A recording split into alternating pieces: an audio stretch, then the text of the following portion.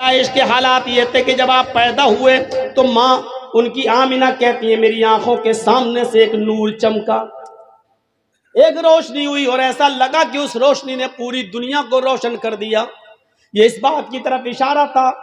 کہ آیا آمینہ تو نے جو بیٹا پیدا کیا ہے وہ ایسی روشنی لے کر آیا ہے کہ وہ روشنی اس کی قرآن کی روشنی، اس کی علم کی روشنی پوری دنیا کو روشن کر دے گی۔ جب آپ کی عمر کوئی بہت زیادہ نہیں ہوئی، 1.5-2 مہینے کے ہوئے، اور مکے کی فضا جب بہت زیادہ خراب تھی، آب و ہوا بہت زیادہ خراب تھی، مکے میں بیماریاں پھیلی ہوئی تھی، تو مکے کی عورتیں اپنے بچوں کو دوسرے دیہات میں، دوسرے شہروں میں بھیج دیا کرتی تھیں، دوسری عورتیں ان کو دودھ پلایا کرتی تھیں تاکہ بچہ بیماری سے محفوظ رہے، تندرست ہو کر لوٹایا جائے۔ حلیمہ سعدیہ قبیلے سعد سے چلی اور وہ بھی اور عورتوں کے ساتھ آتی ہے، اور جب آتی ہے تو اسی کی قسمت میں محمد رسول اللہ تھے۔ کچھ حجت کے بعد، بحث و مباحثے کے بعد آمینہ نے اپنا بیٹا حلیمہ کو دے دیا۔ حلیمہ سعدیہ کہتی ہے کہ میری سواری بہت کمزور تھی، جب میں قبیلے بنو سعد سے سواری پر بیٹھ کر آئی تو تھک جاتی تھی اور کہیں کہیں رک جاتی تھی، بیٹھ جاتی تھی، آدھا 1 گھنٹہ سستاتی تھی، اس کے بعد دوبارہ چلتی تھی۔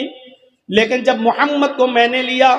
اس 1.5 مہینے کے بچے کو جب میں نے اپنی گود میں لیا، اس 45 دن کے بچے کو جب میں نے اپنی گود میں لیا اور اس سواری کے اوپر بیٹھی اور قبیلے بنو سعد اپنے گھر میں، اپنے خاندان میں لے کے آنے لگی، تو میری وہی سواری جو تھک جایا کرتی تھی، ہوا سے باتیں کرنے لگی، اس کی بیماری ختم ہو گئی، تھکنے کا نام نہیں لیتی تھی، کبھی رکنے کا نام نہیں لیتی تھی۔ پیچھے سے